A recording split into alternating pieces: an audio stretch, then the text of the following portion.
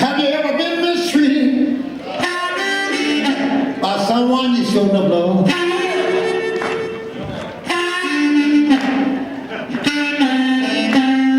Have you ever been mistreated by someone you showed no love?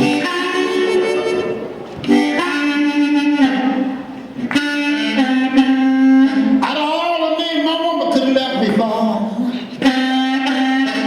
She left me for the garbage man.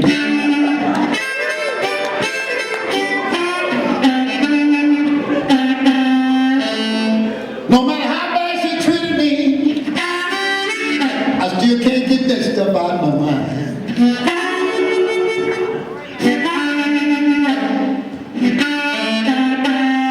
No matter how bad she treated me,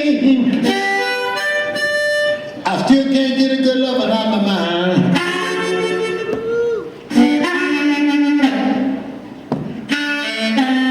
Every time I see a garbage can,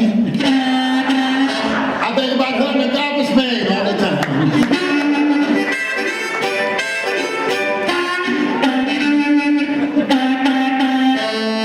If I ever get my woman back, I'm gonna buy myself a garbage truck.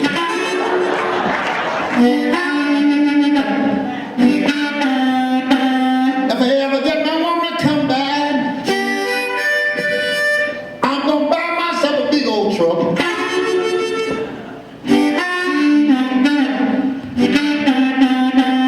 When my garbage can get full, I'm gonna take it a different way out in the woods.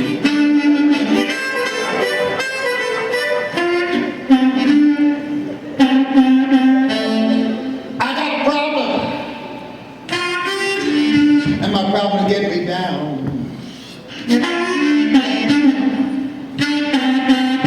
In fact, I got three big problems, and all about to get me down.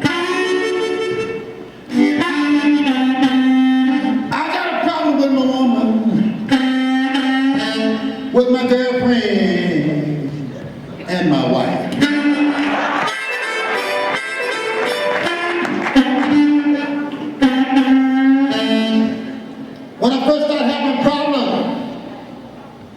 Stick around with number 3. Number 2 got jealous and told my wife on me. Now my wife, she got mad, moved back home to her mother. Number 2 left town. Number 3 done found myself a brand new lover, brother. I got a problem. And it's sure nobody getting me down.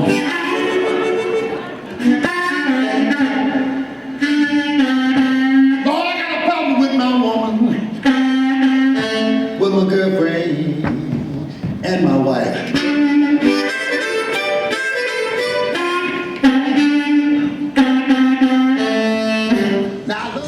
Mr. Rush, it's an honor and privilege to really be sitting down, breaking bread with you here in Brooklyn.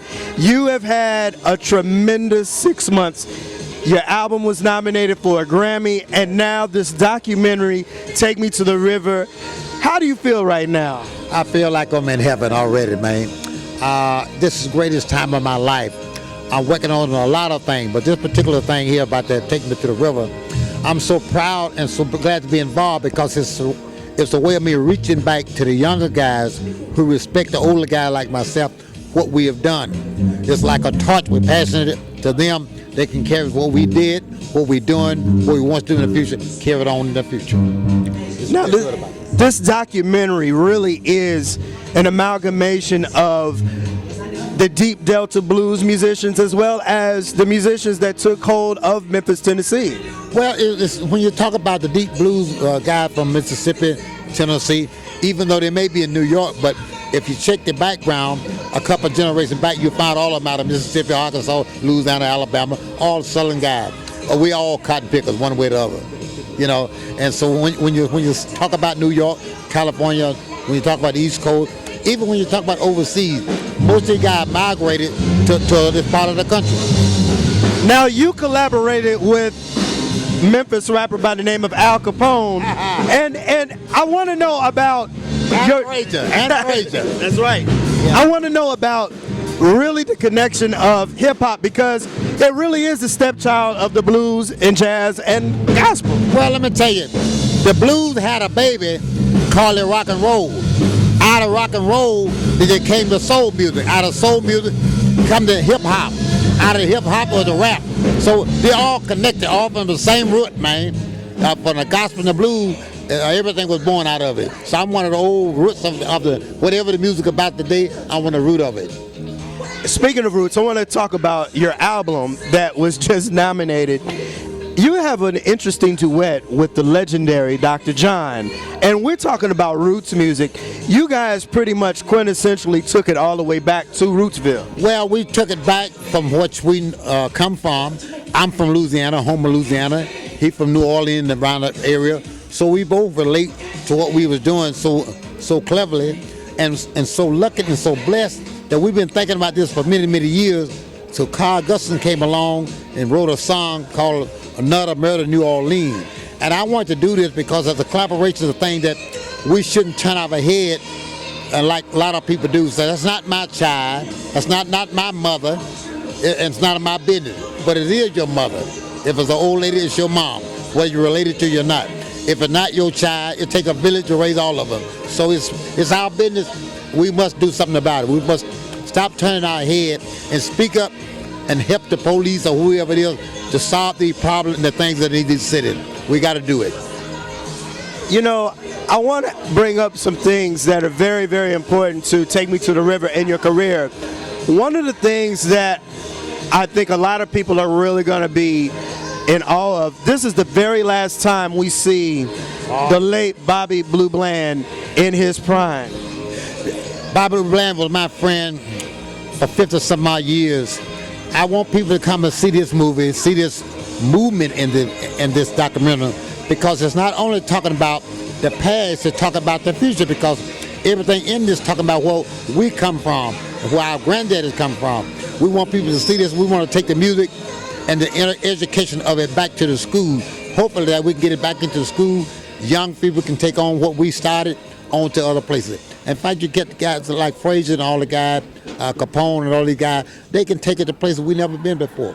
They're young, energized, and the days are different time because that's some places we couldn't go when I started 55 or 60 years ago. Now you can go places that I couldn't go, but it's almost at a time where the black and white issue doesn't matter because the music doesn't separate us as a race.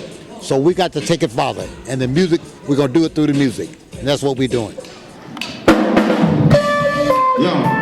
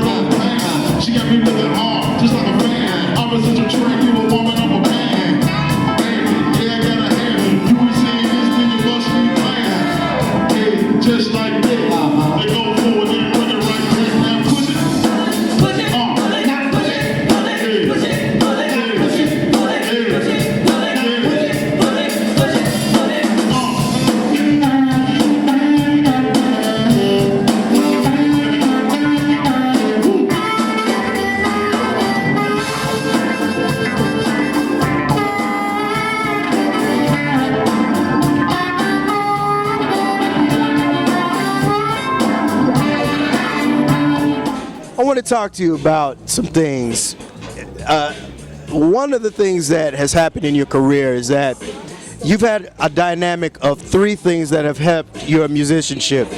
You are an outright dynamic vocalist, but you also play the harp and you also play the guitar. And I understand that your father was very, very important in helping you get the beginnings of this. Well, my father being a preacher and a pastor of a church, I respected him so much of what he done. He respects me as so much what I was getting ready to do as a child. Didn't know it was gonna come to this. But my father was a kind of person who never told me to sing the blues, but he never told me not to. So that was a green light because I came on with an area where it was a preacher, a gospel kind of a minded person, call it devil music. My daddy never called it devil music. My daddy let me have my own little wings and flew where I want to fly. I don't know whether it was good or bad, but I can tell you one thing. If it wasn't for that, maybe I wouldn't be singing the blues. And another guy that was very important in your life, and he influenced you, Ray Charles, James Brown, Quincy Jones. I could name endless. The great Louis Jordan. Oh God, that was my greatest writer. Louis Jordan always wrote about chicken, cows, horses, and things like that. Animal, what the grassroots cat could understand it as a country boy. Well, then my first big record was Chicken Heads, and I always write about things like that. Because Louis Jordan, I remember he wrote a song one time about a buzzard and a monkey. The buzzard and the monkey was a friend. So apparently the buzzard was his friend to the monkey, that the monkey was a friend to the buzzard.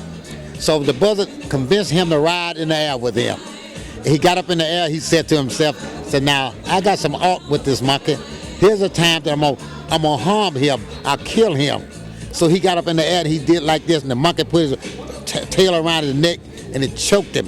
And the monkey said, hey, so I got you now. The buzzard said, why are you choking me? He said, well, straighten up and fly right and cut out this ziggity-zag. So Louis Jordan wrote about, straighten up and fly right. So I always got my little thing from Louis Jordan. He was the best to me.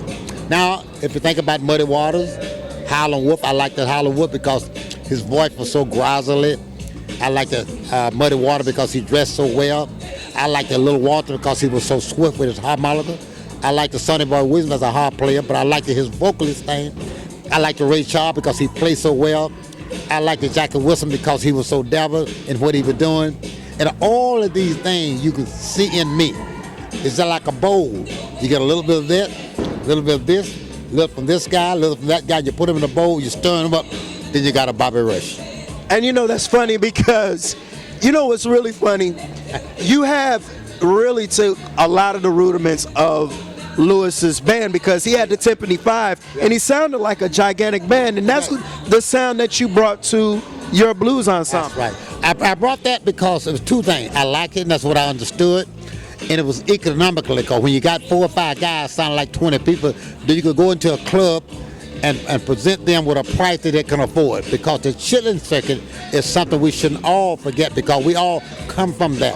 And I cut like that, record like that, because they can afford me. Because one thing for sure, you shouldn't burn the bridge down that brought you across. Because from B.B. King on down to whoever you name, we all come from that way. They call it chitlin circuit. And we all come from that way. But sometimes we get so big in mind and heart, the big manager and the record company put us in a place, we forget about them little guys with the 200 or 300 seaters, and none of one got us to where we are now. And I don't ever want to cross over and cross out. You know, I've seen you play an intimate guitar set, and I've also seen you play with your harmonica. And it's weird because those are very, very important elements, not only of the church, but also the blues. Elaborate a little bit on how the harmonica really was really kind of one of the beginnings of the blues. It was one of the first instruments, even when David played the harp, because it was a string harp and it was a finger harp and wind harp, but it's all about the harp thing. And since you mentioned that, tonight I had planned to do something with the band that I'm going to change. Just talking to you now, I just changed my mind. Something I was going to do with the band tonight, I'm not going to do it with the band now. Just because you said that. Just watch tonight. I'm going to vary a little bit from what I had planned to do and do something with the harmonica and show the kids and show the people that we don't need all this glamour stuff around us to be real. Because the most fun I ever had in my life was with 2 of us. And you said something that's very, very important, the chitlin circuit and the juke joints. They didn't have room for a 20-piece band. It was either the piano, a bass, and a drum. That was all. And most of the time, the bandstand was in the little corner or in the window. It wasn't the big band thing. So now we got all this 100,000-seater Renos and the whole bit. All that's good. But the most fun I ever have is when I'm one-on-one. Sitting in a little club, see 60 people at a bar, you're playing my guitar and just playing. Now, you know the money is good when you get the bigger, with the bigger venue, you bring the bigger money. But the bigger thing for my soul is when I'm sitting with 100 folks in the house. That soothes my soul.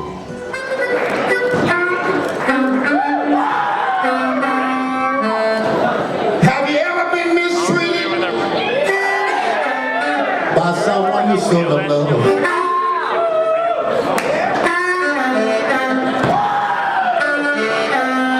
Have you ever been mistreated by someone you shouldn't have loved?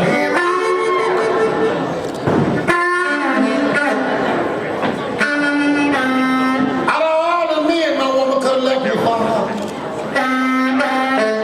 she left me for the garbage man.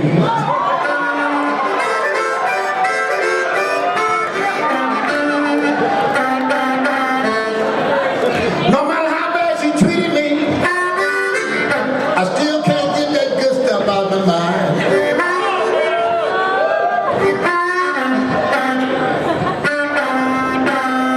No matter how bad she treated me, I still can't get that good stuff out of my mind.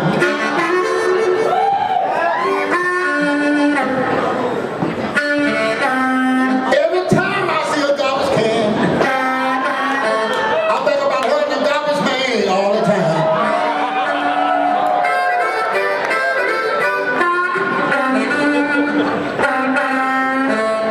If I ever get her to come back home, I'm gonna buy myself a garbage truck.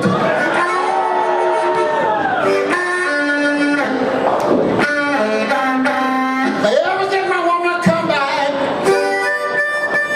I'm gonna buy myself a big old garbage truck.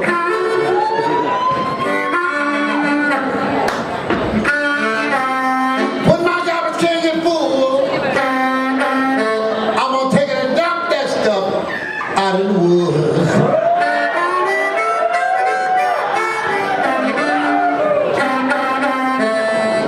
I got a problem, and my problem about to get me down.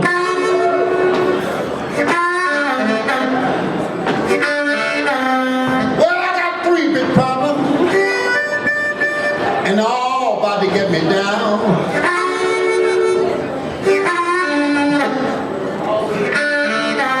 Well, I got a problem with my woman, with my girlfriend, and my wife.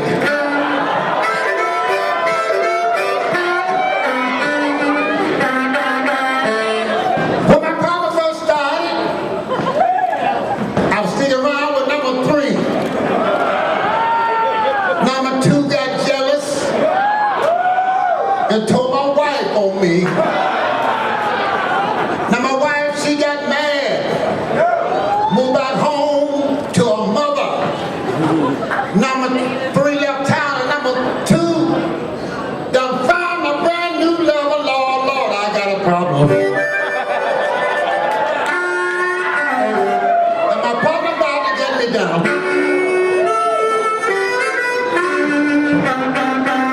Well, I got a problem with my woman, with my girlfriend, and my wife.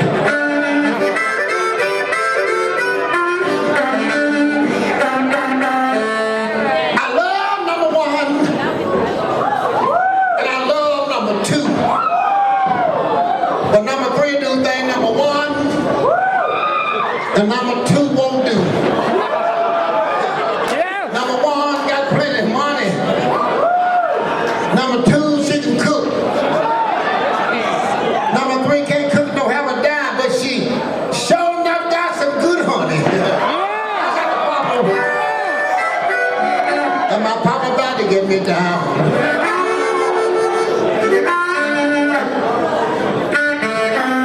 I got a problem with my woman, with my girlfriend, and my wife.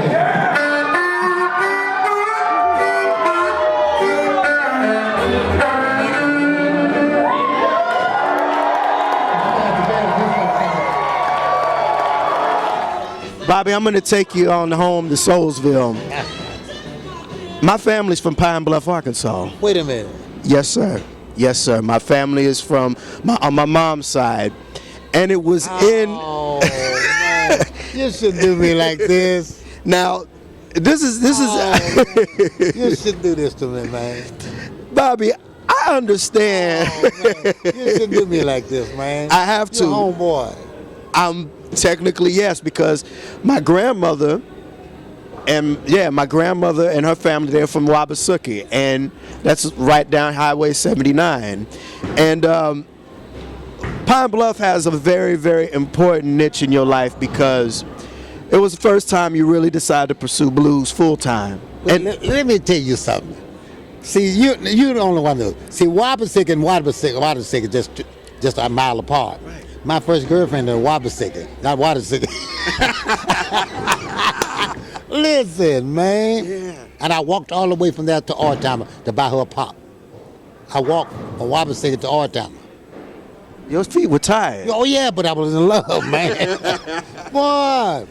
Yes. I mean, it's wild because that was you pursued the blues full time there, and also you met a gentleman that was also a very important part of the blues, Elmore James. Elmore James worked with me in Pine Bluff, at Jackrabbits, and at Jitterbug back in the early 50s. He was living at that time in a place called Kenton, Mississippi. I got him to play for me for 3 days for $54 a weekend. I paid him $50 a weekend. $50 and $4 for transportation for the weekend. Let me tell you how this happened. Now this is a bad story. There was a guy in Chicago named Lee Robazine, was engaged to a lady, had Delta Burial Company, 2 funeral homes. He was engaged to this lady, and both of them equally my friend. So he came down, he was engaged. He said, Bobby Rush, I want you to come to my wedding. I said, I will. Lee Robazine is his name. And he said, when you gonna get married? He said, I'll let you know. I said, okay. At the meantime, he and I got such a good friend, he would take me to the club when they didn't have a funeral. He wouldn't take me to the club because I wouldn't let him. He'd take me a block from the club. I would get out and walk to the club because I didn't want nobody to see me riding in this hearse. He would take me to the hearse because he had a new hearse, you know. So Elmo James was there one day. He was with a little place called Belzoni, Mississippi. I said, I got a gig in Pine Bluff, Arkansas, man, at the Jackrabbit. He said, well, how much you paying? I said, well, how much you want? He said, give me $20 a night, $60. I said, I can't pay $60. I only got $40 I can pay you for the whole weekend. He said, I can't go for that. Can't go for that. I said, well, we were sitting there talking, and finally my friend's wife, or going-to-be wife, walked out. Good-looking lady. He said, wow, look at that lady. He said, I'd do anything just to talk to her. I said, you will? I said, maybe I can fix it up if you work this place and go to Pine Bluff, Arkansas with me. He said, you fix it up.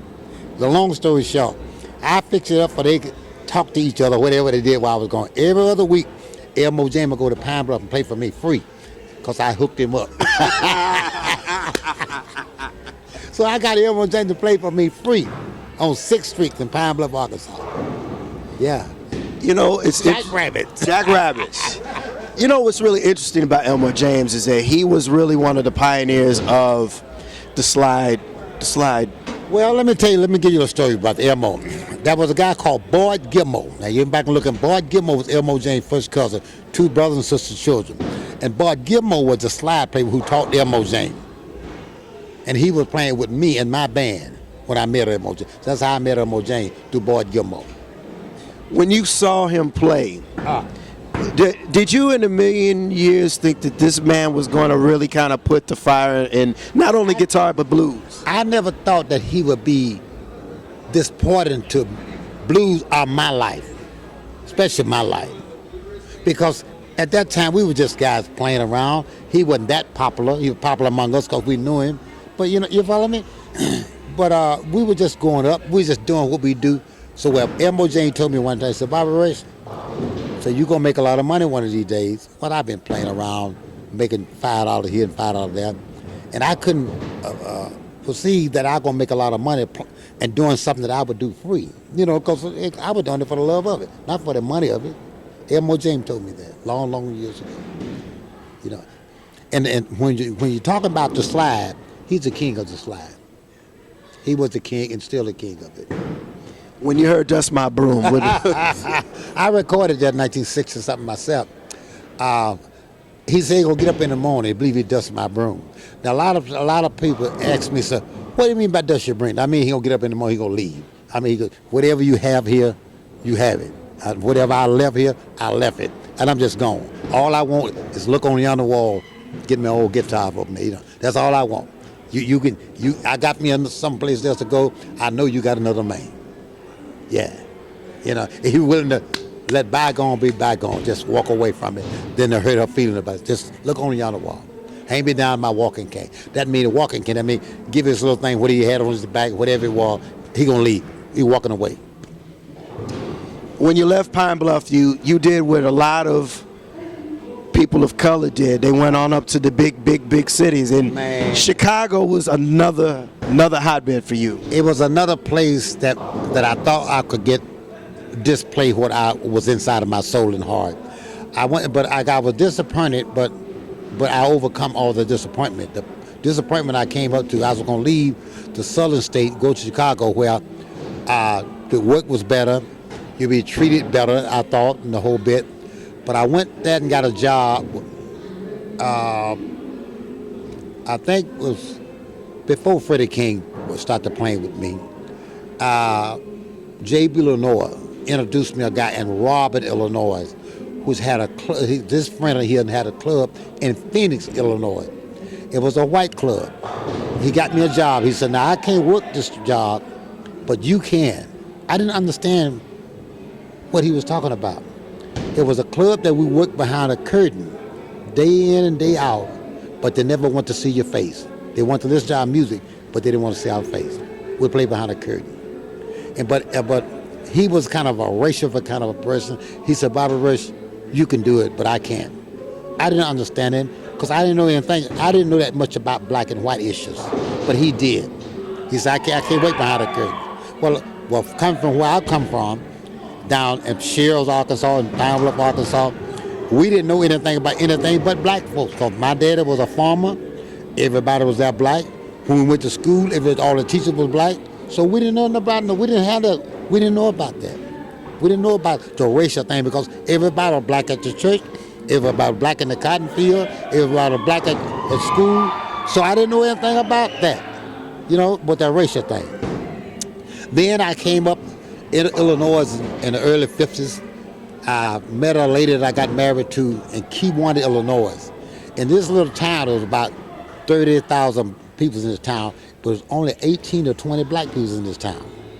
So then our first child was born, I remember my wife after said, son, said, you're going to the school, how many white kids in school with you? He said, 3 of us. He didn't know anything about no black and white issue. That's my son. And I was almost the same way because I didn't have to work for no one. I didn't have to chop cotton, pick cotton for no one but my daddy.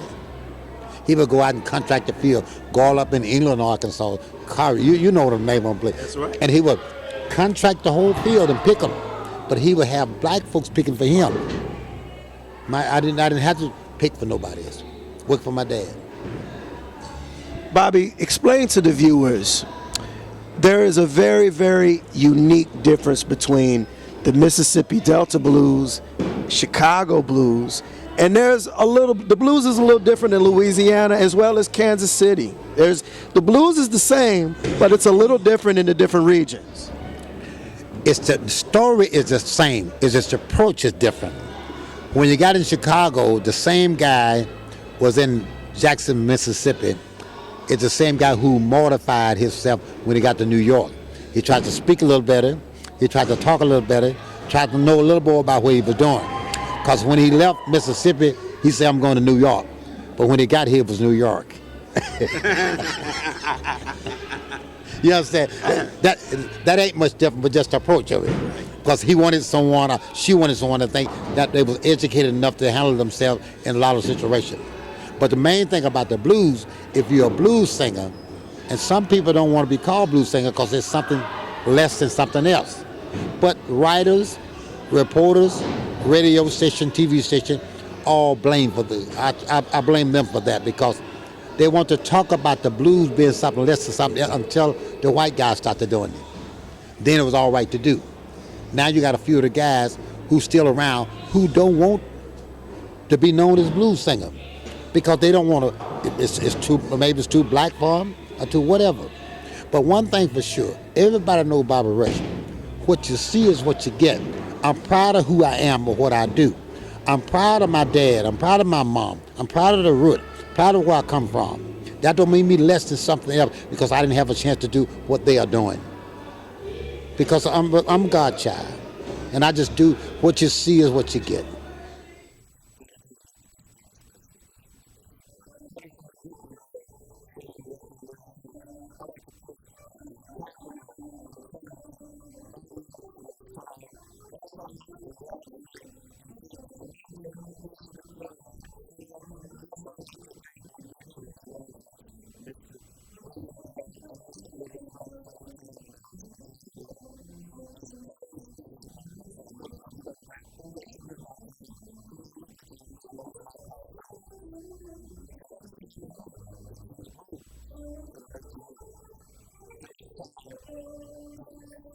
Everybody, gotta represent town.